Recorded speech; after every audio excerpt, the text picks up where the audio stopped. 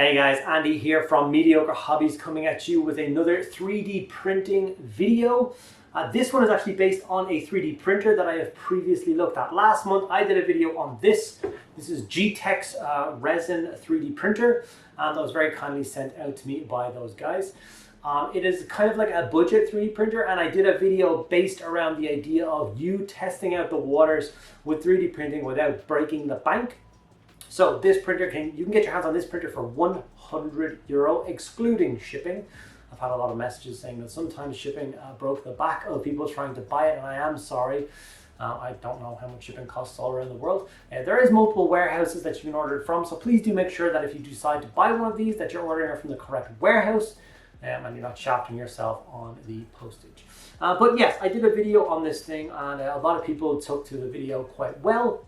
There's a lot of comments talking about people ordering it, so I thought I would do my due diligence and make another video on it with a kind of a month on and let you guys know my thoughts and feelings on it, and trying a few more complicated prints. So when I did the original video, I did just some epic tanks that I found online. So these are just some small Astromilitarum tanks, and I painted up one of those.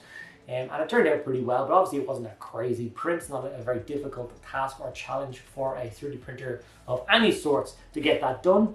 And so what I decided to do in this one is pick some particularly complicated orc miniatures, get them printed up, assembled, sprayed, and then have a final look on the result of those awesome prints at the end of the video, and see how it works out. As you can see, the printer is not in as pristine a condition as it was when I did the first video, because I have been using this thing a little bit, trying to get my hands and my head around it, and making sure that I am recommending to you guys a decent product. I don't want to just say, yeah, run out and grab this thing, and that's not an amazing product. But yeah, so far I am not disappointed, especially for the price. I have no shortage of 3D printers. I think there's 11 of them in my studio at the moment. And so far this thing has not let me down. Of course, with 3D printing, there's going to be failed prints. That's just the nature of the game. And yes, there has been a couple of failed prints off of the Geeetech, and that's fine. A lot of the time it can be down to the user experience as opposed to the machine. We're putting the wrong resin, resin at the wrong temperature, or so on and so forth. So, like I said, I'm going to go through the process of printing off some more complicated prints, and then I'll show you guys the results of those at the end of the video. Okay guys, if you're curious about the first video I did for the Geeetech printer, this is some of the clips from it here, and it's basically a full setup video from literally unboxing the entire thing to setting up every single part of the printer and getting the first print going. So if that's something you are curious about when you see this video, please go back and watch that video and check it out. Show you guys how quick, easy, and accessible a printer like this really is. From leveling to resin to plugging it in, all those bits and pieces will be shown in that original video. Like I said, when I did the first video, I kept the prints fairly simple, as this is a small like budget printer, as you will. I didn't want to stress it too much, but I figured that's not really the correct way to think about a 3D printer. It should be able to confidently use its entire build plate to print as complicated a piece as you so choose. So in this video, I slapped on some rather complicated orc prints, and yeah, basically hit print. I printed off 4 of the orcs from the bundle, and unfortunately one of the prints did indeed fail, but that is the nature of 3D printing. It doesn't matter how big, small, powerful, or expensive your printer is. You will inevitably have print fails. That just comes with the territory. So I just pushed that to one side, and these are the results of the successful prints. And as you can see, I jam-packed the build plate. I even put the parts kind of close together to see how the different rafts overlapping would interact with each other. And as you can see, it worked an absolute treat. All of the parts came out perfectly. And this is what I mean by a more complicated print. Obviously, the bits that I printed for the first video were simple, kind of 1 or 2 piece small tiny tanks. These are multi-part monstrous orcs, bristling with detail, and I think these would be beautiful models to show you guys how well this printer can actually print and the kind of results you can achieve. So like I said, I managed to get 3 successful orc prints off of the bed. This is the result and the detail. I even made a mess of it when I added rafts to these particular already sliced files, because I do like rafts. I feel like they adhere to the base better. The first time I printed it, the raft put supports on. So I had a raft, supports, then the original supports, and then the pieces. And it's still printed out fine, which I think is a testament to it itself. As you can see, the detail on these pieces is staggering. I would have absolutely no complaints having miniatures of these detail on the tabletop or in my armies.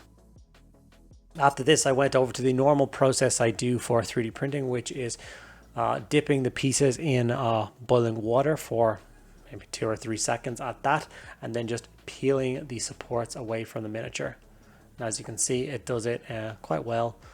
There was of course some tiny little supports left between kind of ankle joints and in between knee armor and stuff like that I noticed at the end. I just went in there with my tweezers and pulled those out, and it was simple and effective. And as you can see, the hot water technique really does work.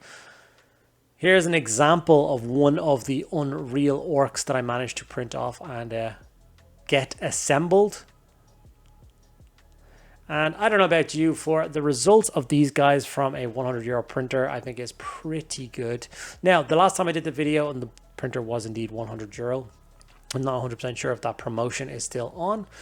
It's something you will have to check out the links below to double check. And like I said, if this is something you're interested in, 3D printing in general, or getting involved with the Geeetech range, there will be links below to all of it. You can check it all out for yourself, see the kind of deals you can get right now, and see if it's a 3D printer that you think you're going to want to start your journey into 3D printing with, or if any of the other products, they've got a million FDM printers as well, if that's something you're interested in for bashing out scenery. And like I said, this is kind of like a 1 month on review of the Geeetech printer. And I must say, after a month of solid use, I'm still very happy recommending this product to you guys. Okay guys, and that's the final result of the Geeetech. Like I said, I did put it through its paces and tried these particularly complicated orc miniatures. They were all multi-part, all crazy supported miniatures. And once again, I just plopped them straight into the slicing program and pre-supported, transfer them to the USB key, hit print, and this is the result. And out of there was 4 attempted print miniatures. Like I said, one of them did not make it. The print did in fact fail. But like I said, that happens with all 3D printers. Doesn't matter how expensive or how cheap you are, it's usually the user's fault for that. I hope you found this video in some way, shape or form helpful. I hope it bolsters your confidence for the Geeetech printer. Like I said, it's a €100 budget 3D printer, so if it's something you are interested in trying out and getting started in, I do recommend starting with a small and simple printer to print off some basic parts to begin with. And then as you become more confident and more interested in 3D printing, then you can of course get yourself a bigger, larger, more complicated printer and go from there. I hope you guys enjoyed this video revisiting the Geeetech printer. If you did, make sure you give it a like. If you have any questions about the printer or any 3D printing topics in general, please put in the comments below and I will get back to each and every one of you guys. And if you're not subscribed to my channel, please take 2 seconds out of your day, hit that subscribe button and join the family. Thank you guys so much for sticking around to the end of the video. I'll see you in the next one.